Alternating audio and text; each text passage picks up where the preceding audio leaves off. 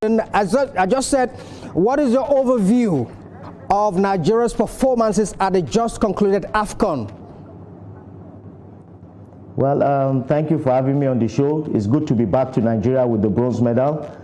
This time around, we may not have made the finals compared to the Nations Cup in Ivory Coast, but statistically, we did much better than that of Ivory Coast because the numbers that are coming out now shows that Nigeria offensively we have improved as a nation, and defensively we are still rock solid as we were at the 2024 Nations Cup. Let me just run you through some numbers. At the 2024 Nations Cup, we played 7 games to get to the finals. We scored 8 goals in 7 games, and we conceded 3 goals throughout the course of the tournament, meaning that we're scoring an average of 1 goal per game, and a ratio of 2.6 if you look at goals scored to goals conceded. But this time around, Nigeria played 7 matches, including the 3rd place match, which we defeated Egypt.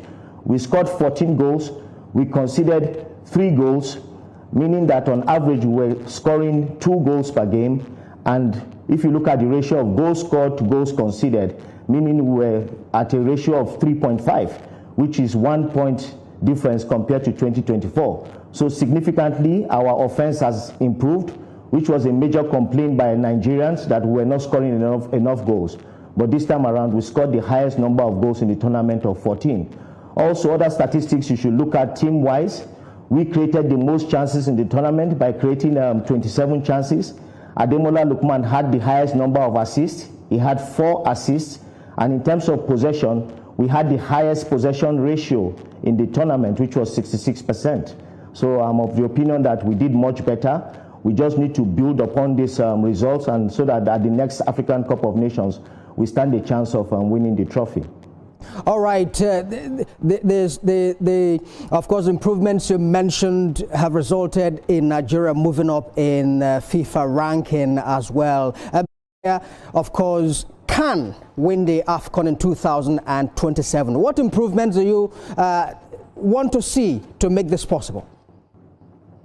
You know, I'm a very big fan of Eric Schell because he plays the high press formation, which gives our strikers a chance to impose themselves on the opposing team. Now, like I mentioned at the 2024 Nations Cup, we came out of that tournament knowing that we could defend very well. But this time around, we have come out of this Nations Cup knowing that we can score goals. The only place that needs some element of tinkering is the midfield. And you know, these things take time. The most difficult players to find in football are quality midfielders. And I'm very optimistic that the coach will find a solution to our midfield. And once that is done, Nigeria will be baked and ready to conquer the Nations Cup in 2027. Absolutely. Well, I'm pretty sure you watched the final, that's the grand finale yesterday between Senegal and Morocco, and the incidents that followed as well. The Moroccan Football Federation has announced its intent to launch legal action over the incident. How does this rub off on African football in your view? Well, let me take you back. I think they're just crying over spilled milk. Their antics started with Nigeria.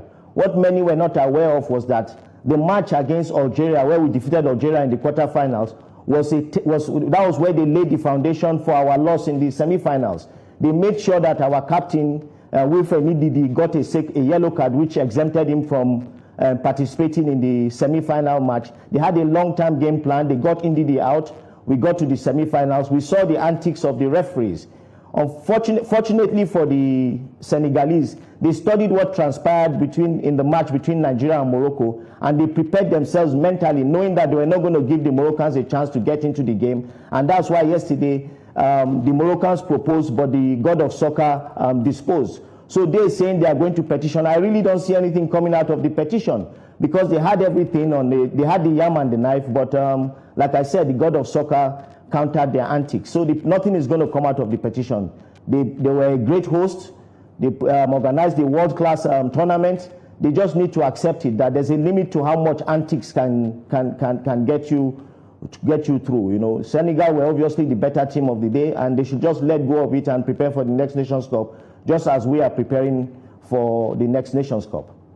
All right, Hassan Wada, Chairman, Kogi State Football Association, we must thank you very kindly for your thoughts. Thank you for having me on the show again. Thank you so much. All right.